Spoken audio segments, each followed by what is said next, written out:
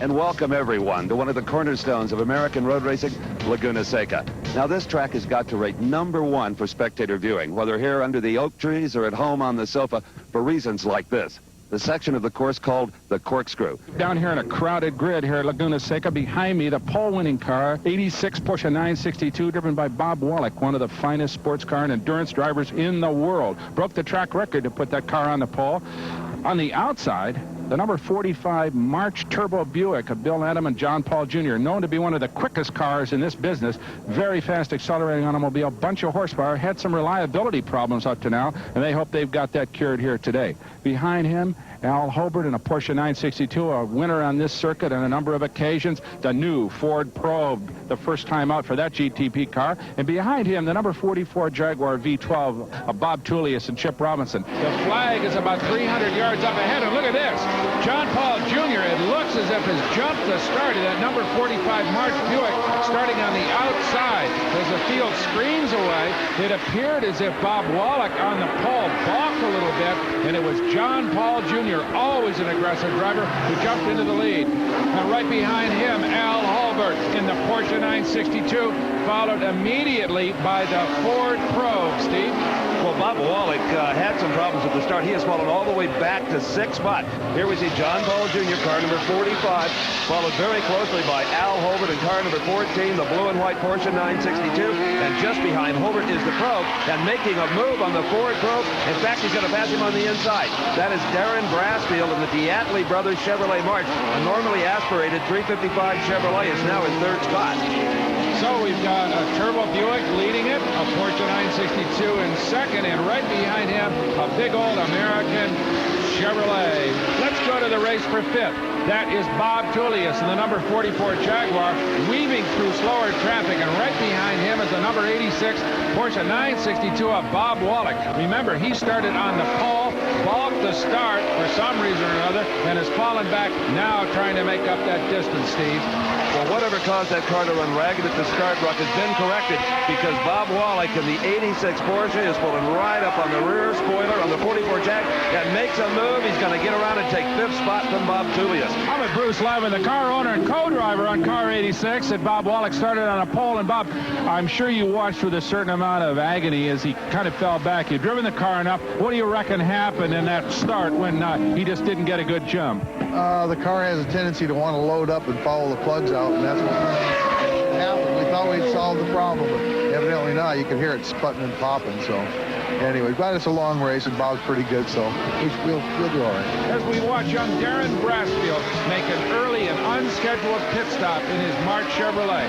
What a shame. The young man started in 6th spot, charged immediately into 3rd place, and held it very authoritatively, and now it looks as if there are some major problems as he coasts to a stop.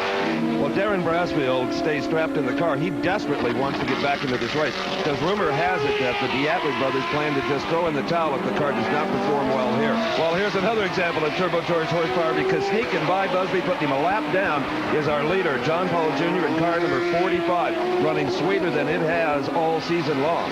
But Steve, owner Phil Conti has said, like the Diatley team, that if he doesn't perform well here, he might withdraw. He's seen the car run very fast, but also brake a lot, and word is that he's just getting discouraged, and it is, of course, a terribly expensive sport. And it has not been the engines at fault, Brock. It's been things in the drivetrain. Apparently, the McLaren-built Buicks make so much power that they're very hard on transmissions, half shafts, and all other drivetrain components. But John Paul Jr., he's not thinking about that right now. He is just flying as hard as he can, because just a few car lengths behind him, right in 2nd spot is Al Holbert in the Porsche. Here we see the 04 car. That is Hurley Haywood in the Jaguar. The Jaguar is running as a train out there right now, Brock.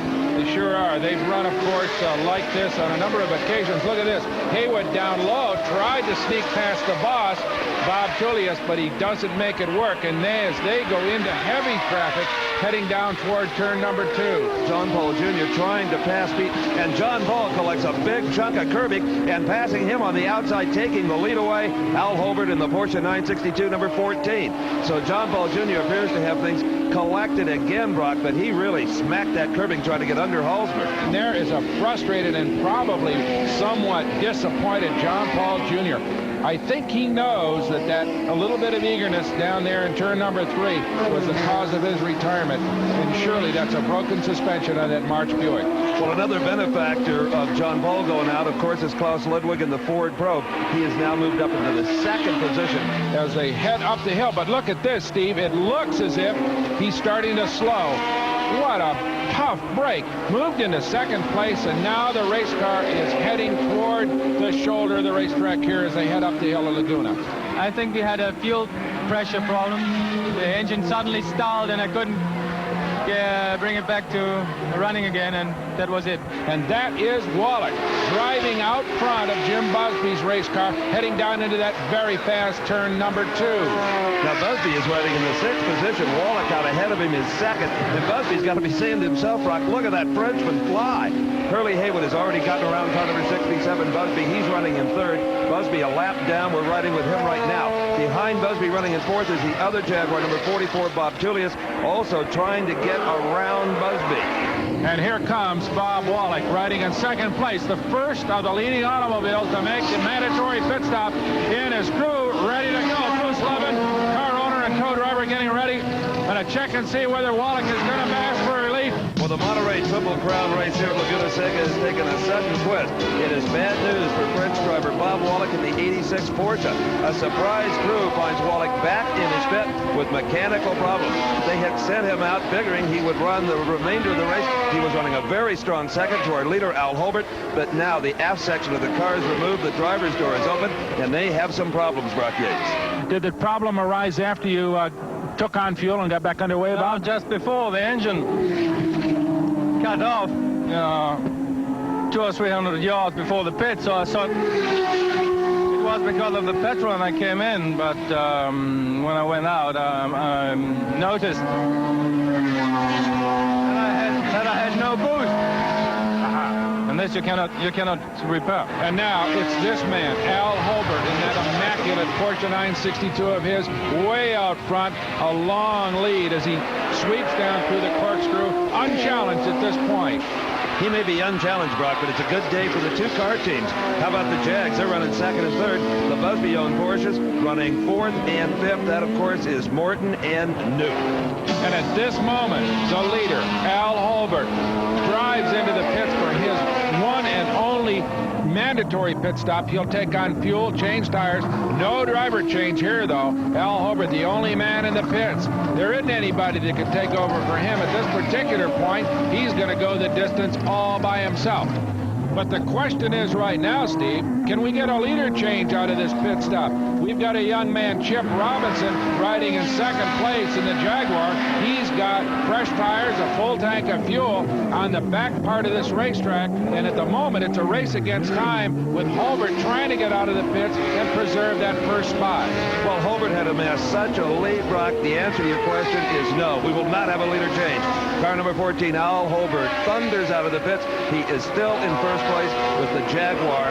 Chip Robinson here, the young bachelor from New Jersey, just 30 years of age. His first year of professional racing. He is running a solid 2nd. This is Brian Redmond, one of the great veterans in international motorsport. He is currently riding in 3rd place. Well, Jaguar, the factory in England, is certainly behind these cars 100%, Brock, but the cars themselves are designed, built, and maintained at the Group 44 headquarters in Virginia, but they are, of course, powered by the legendary V12 Jaguar engine, which is running flawlessly here today and handling just like beautiful race cars also. Yeah, we had a race strategy. We wanted to stick to it and not overextend the cars. The thing here is you can get your tires so hot and you blister them. We're running a soft compound, and you have to be very careful with them. So even with being careful, I lost a tire, a blistered one, on my pit stop. So we're running real cautiously and slowly. We can't seem to catch Al, so we're just going to let him go and settle for 2nd and 3rd today. Right, so here it comes. The last turn, up the straightaway, through the gears. The checkered flag is out here at Laguna Seca, and we've got a winner. Al Holbert takes it. The Monterey Triple Crown falls into the hands of the current point leader in IMSA GTP Championship Racing, Al Holbert. Now the race for fourth position between John Morton and Rick Knoop. Well, here is Knoop right up on the rear spoiler of John Morton as they come down through the corkscrew. Knoop is going to go for it, Brock. He sure is. This could be a very, very interesting finish. You got to know that car owner Jim Busby is chewing his fingernails as his two young Tigers go at it, coming down off the hill, heading into the final turn. Rick Knoop trying to dive underneath John Morton. Can he do it? Drag race to the finish line right now. This will be it. No, he is not going to do it, Brock.